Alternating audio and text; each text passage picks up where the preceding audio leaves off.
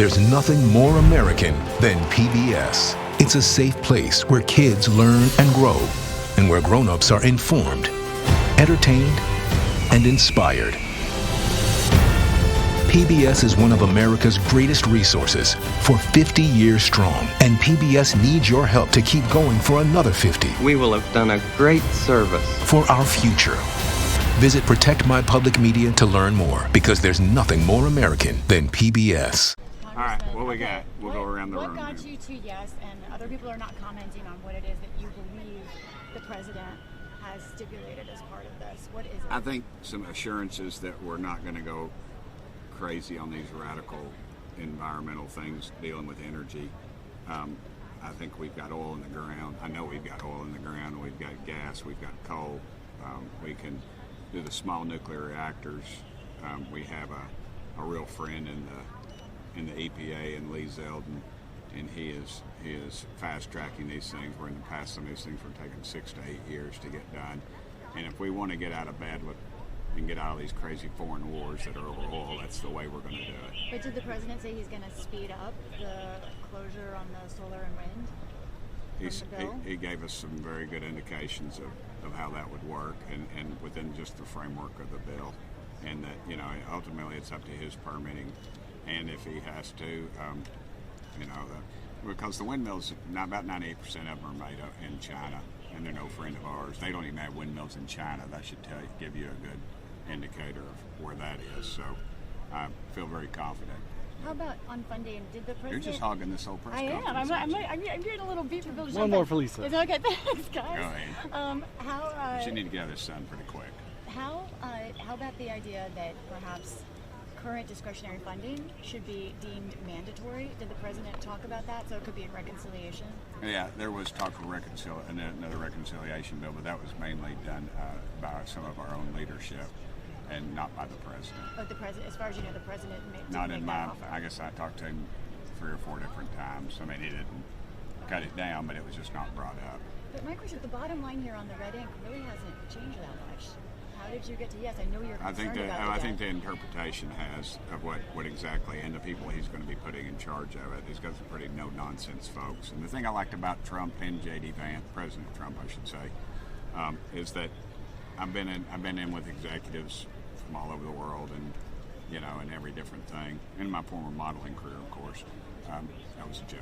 But the fact that Trump, when he has an answer, he gives you an answer, but if he doesn't know the answer, he has the person in the room and he points to them. He doesn't lie to you. He didn't berate me. I know everybody says he's in there F-bombing everybody. He's never, and I've had multiple conversations because I've been against a lot of things. And did he F-bomb anybody? Not in our meeting, he didn't.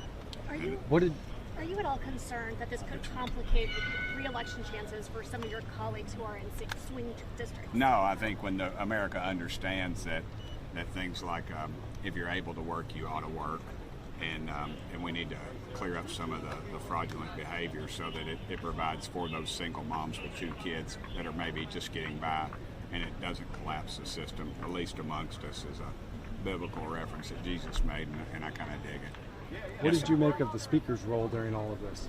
Speaker was invaluable. He helped facilitate a lot of things, and he stepped back a lot of times. Too many times these speakers, they want to micromanage and be a part of every dadgum part.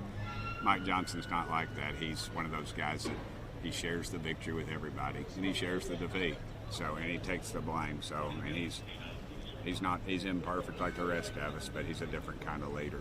You guys talked about this self-imposed deadline. What does it mean to actually meet this July 4th deadline? I don't know. I don't care if it's July 4th or July 40th. I think it's a pretty. I've said this at the beginning of the week. I said, don't count out Trump. That guy. I wouldn't want to play poker with him.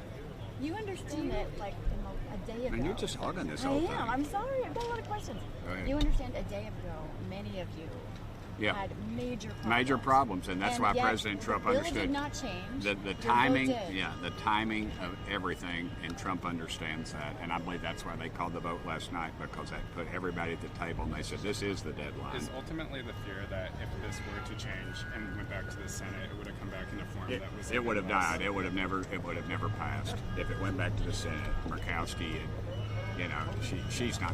We would never get her vote again.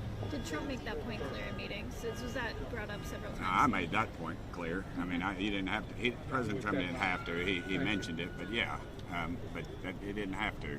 We all can see what's going on over there. And just to clarify, did President Trump promise you executive orders on these actions? He didn't make any promises like that to me at anything. No, but it's Trump, so he's going to lead, follow, get out of the way. Congressman, one of the issues was that the Senate got rid of a lot of the immigration provisions. Did the president make any remarks that he would be able to take care of the immigration issue with what's in the bill? I think we're confident what's going on with immigration right now, with the money that's going to be provided and the new people that are going to be on the job for immigration, that will be taken care of. I think America realizes that. They're sick and tired, and I'm sick and tired. I know a family, the Corcorans in Knoxville, Tennessee, they lost their dear son, an illegal. So I just don't. I think America's sick of it. Hey, there's a cute little bulldog over there. Are there any members that are going to stick around for tomorrow's bill signing? I don't know. I'm not. I'm getting back to Knoxville. I've got death threats, so I'm going to enjoy that at my parade that I'm in. Have those Congressman, Have those increased during the? Sorry, go ahead. Yeah, that's Congressman, I pretty just wanted to see what, if any, commitments Trump made when it came to wind, when it came to solar, when it came to further. I think he said that he understood that we're sick of that stuff, and we're sick of, just the way it was carried out, and it's just a giveaway, and America doesn't need that. If energy is to work, it has to get it there on its own.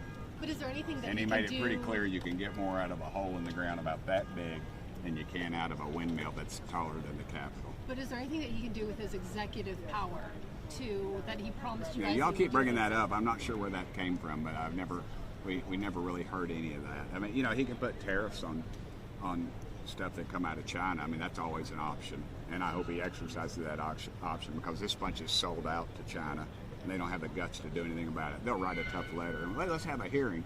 They don't have the guts to follow through because they're in the lobbyist pocket, and the lobbyists are owned by China. That's a sad. Did that come up in the meeting at all? The potential for tariffs on parts for wind and solar? Possibly, yes. You mentioned the death threats. Do you have any concerns about member security? We've seen some. 100%. I was the first one to bring it up about our Jewish members, and I'm talking about. I got friends on both sides of the aisle. My buddy Jared Moskowitz and both Goldens on both sides. I mean, they're my buddies. So what do? Do you raise the cap on the spending that's security? No, I think I wrote a letter, and it just allows us to go through our MRA. Yeah. You look good right there, standing there. Hey, y'all, he's single, has a pocket full of money, and he's relatively happy. If y'all could get him in a relationship, you could end all three of those just like that.